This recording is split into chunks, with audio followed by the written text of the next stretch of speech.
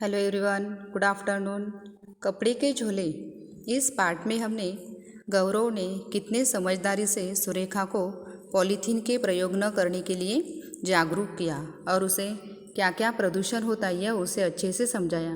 क्योंकि क्या हुआ था, गाय की पॉलीथीन उसके पेट में जाने से उसकी मौत हो गई थी, है ना। जब गौरव ने जो कपड़े का झोला सुरेखा को दिया और उसके उपयोग के बारे में उसे समझाया तो उसे बहुत अच्छा लगा। आगे हम देखेंगे। तुम्हारे बैग में इतने सारे झोले कहाँ से आए? सुरेखा ने कोमल आवाज़ में पूछा। तो सुरेखा ने गौरव से पूछा कि इतने सारे झोले तुम्हारे पास कैसे आए? तो गौरव मुस्कुराकर कहता है कि माँ के पास पुराने कपड़ों का ढेर था। यानी वो झोले कैसे बनाए थे, देखो, उसकी जो माँ थी उसके पास क्या थे, बहुत सारे पुराने कपड़े थे और उसके बदले उसकी माँ क्या करने वाली थी, उस कपड़ों के बदले बर्तन लेना चाहती थी। मगर इस बार उसने क्या किया कि अपनी माँ से क्या कहा कि मुझे इन कपड़ों से क्या करो, कपड़ों के झोले सिलाकर दो, यही मेरे जन्मदिन का उपहार भेंट होगा। ऐसा अनोखा उपहार तुम ही मांग सकते हो बेटा, ऐसे सुरेखा ने गौरव से कहा। मैंने संकल्प किया है कि इन झोलों को मैं ज़्यादा से ज़्यादा घरों में पहुंचाऊंगा। यानी इस बार उसने क्या कहा कि मैं ये जो झोले हैं वो ज़्यादा से ज़्यादा घरों में पहुंचाऊंगा। पॉलीथीन की थैलियाँ खाकर अब कोई गाय नहीं मरनी चाहिए, क्योंकि पॉलीथीन उस गाय के हाथों में जाकर क्या हो गई थी, फंस गई थी, इसलिए उसकी मौत हो गई थी। हाँ बेटे, ऐसे समझदार बच्चों की आज देश को ज़रूरत है। सुरेखा भाव विभोर हो गई और अपनी प्रशंसा सुनकर गौरव शर्मा गया। यानी जब सुरेखा ने गौरव की प्रशंसा की तो उसे बहुत शर्म आ गई, है ना।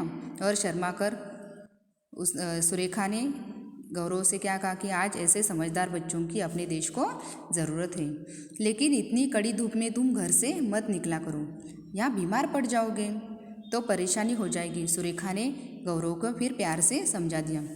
मजबूरी है आंटी, सुबह मैं स्कूल जाता हूँ, शाम को होमवर्क करता हूँ। यानी देखो, दिन भर क्या क्या काम कर, सुबह स्कूल जाता है और शाम को क्या करता है, होमवर्क करता है। और दोपहर का ही समय उसे क्या मिलता है, खाली मिलता है। उसी समय वो क्या करता है, घूमता है और कपड़े के झोले बिकाने का कार्य करता है। अब इस कार्यक्रम को सफल बनाने की जिम्मेदारी हम सबकी है ना। और हम सब ऐसा निश्चय करेंगे तो हम पॉलीथीन का उपयोग कोई भी नहीं कर सकता। जी कैसे? गौरव कुछ समझे नहीं। यानी गौरव को सुरेखा ने पूछा। पुराने कपड़ों का ढेर मेरे यहाँ भी है, मैं उनसे झोले तैयार करके अपनी कॉलोनी के घरों में पहुँचाऊँगी। यानी सुरेखा ने भी निश्चय क्या किया कि मेरे पास भी पुराने कपड़े बहुत सारे, मैं भी उनसे क्या करूँगी, झोले तैयार करके अपनी जो कॉलोनी है उनके घरों में पहुँचाऊँगी। झोले का कमाल भी तो दिखाना है। फिर जिस तरह तुमने मेरे भीतर पर्यावरण के लिए चेतना जगाई है, यानी पर्यावरण की सुरक्षा, है ना, और सुरक्षा के लिए मुझे तुमने जैसे जागरूक किया है, उसके लिए मुझे भी कुछ कार्य करना पड़ेगा ना। मैं भी उसी तरह दूसरों में जगाऊंगी। देखना, बहुत जल्दी ही हमारे पूरे शहर में पॉलीथीन की थैलियों का इस्तेमाल बंद हो जाएगा, है ना। यानी सुरेखा को समझ में आए कि पॉलीथीन के प्रयोग से क्या क्या नुकसान हो सकते हैं। इसलिए उसने खुद भी क्या किया, निश्चय किया कि मैं भी मेरे पास जो पुराने कपड़े हैं उनसे क्या करूँगी, झोले बनवाऊँगी और कॉलोनी के घरों में पहुँचाऊँगी। सच आंटी, बिल्कुल सच बेटे, सुरेखा मुस्कुराई, है ना। यह तो सिर्फ क्या है, शुरुआत है।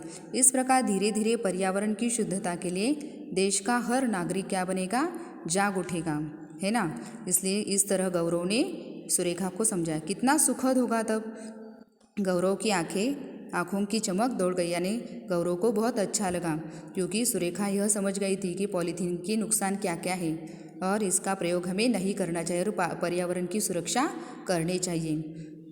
ये पार्ट अच्छे से समझ ले और आप भी पॉलीथीन का प्रयोग मत कीजिए और अपनी घर वालों को भी समझाइए। Thank you very much.